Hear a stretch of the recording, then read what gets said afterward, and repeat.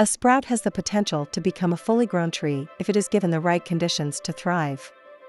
However, if the sprout is not able to access the resources it needs, or if it is damaged or diseased, it may fail to reach its full potential and may never grow into a strong and healthy tree.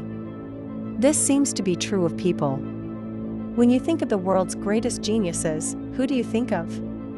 Albert Einstein, a physicist who developed the theory of relativity and made groundbreaking contributions to the understanding of the nature of light and matter.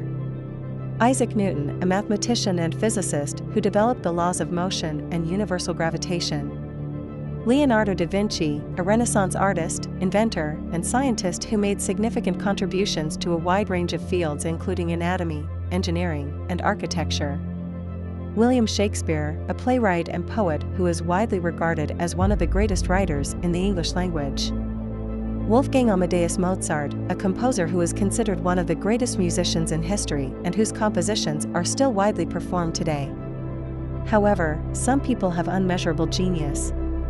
There are individuals who are capable of almost godlike feats of intelligence.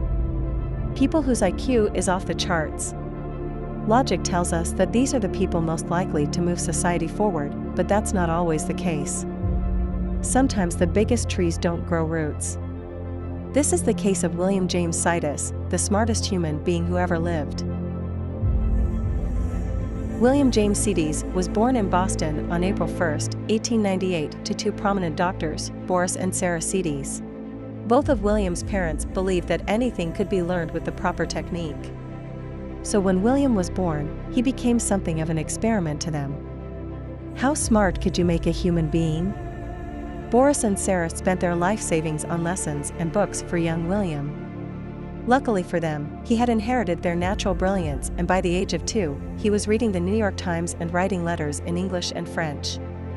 By age 6, he was a polyglot with a mastery of English, French, German, Russian, Hebrew, Latin, Turkish, and Armenian. As his impressive abilities increased, his parents turned him into a media celebrity, a child prodigy that made headlines in newspapers around the world. By the age of 8, he had constructed his own language called Vendergoed, which he detailed in a book he wrote called The Book of Vendergoed. This is when he was given his first IQ test, and the results were stunning. He had an IQ almost twice that of Albert Einstein, which would put him somewhere between 250 and 300. The average person's IQ is between 85 and 115. At the age of 11, William famously entered Harvard University, becoming the youngest person to ever do so. He proved to be smarter than most of the professors and gave lectures on fourth-dimensional bodies that drew hundreds of people. He became something of a cultural phenomenon at this point, hounded by the news media and the public alike. Although, even at this young age, he had quite the eccentric personality. William graduated with top honors at Harvard at age 16 and actually did a little bit of teaching in mathematics for a while. He published several papers on mathematical and linguistic topics and earned a PhD that same year.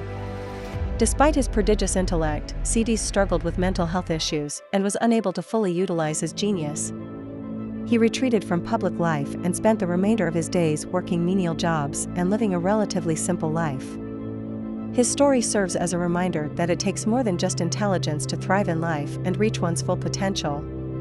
Just like a sprout, even the most gifted individuals need the right conditions to thrive and reach their full potential. It is important to not only nurture and support their talents, but also to provide the necessary resources and support for their overall well-being. Only then can they grow into strong and healthy individuals, just like a fully grown tree.